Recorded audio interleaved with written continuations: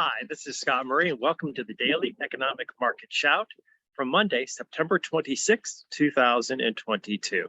It's great having you with me here this morning, and all the markets are adjusting this morning to the news of Europe over the weekend. What did we see?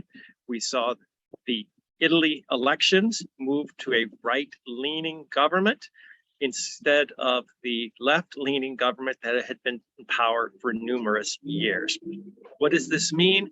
This means that a change in economic policies, there had been financial stimulus put into the economy to sort of work through the energy issues, similar to what we saw out of the UK. Maybe that will be changing.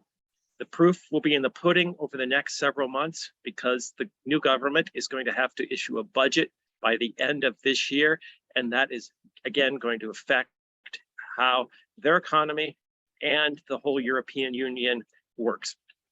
The party of the Italian brothers,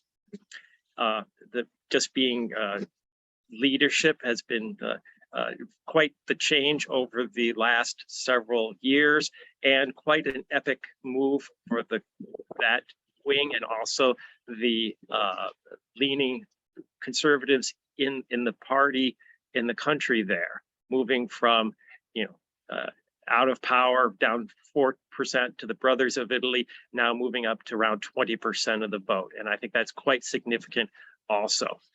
Similarly, we are expecting some news over the next day or two out of the Bank of England to defend the pound. The Bank of England is actually a private institution, but it is the central bank of England, and it has been forecasting significantly higher interest rates. That has weakened the pound considerably. In addition, there has been government stimulus that we've talked about recently through the energy program. The pound's weakness will and should be a positive for exports from the UK, but does signal economic weakness expected through the market there. How this gets turned out and how the international flow of funds change. The dollar has been very strong recently, and we've actually seen the euro go to parity and even under compared to a very solid rate it had years ago. So yes, there should be some flow of funds adjustments as higher interest rates, lower currencies in these countries attract flows over the long term and take investment dollars away from the US market.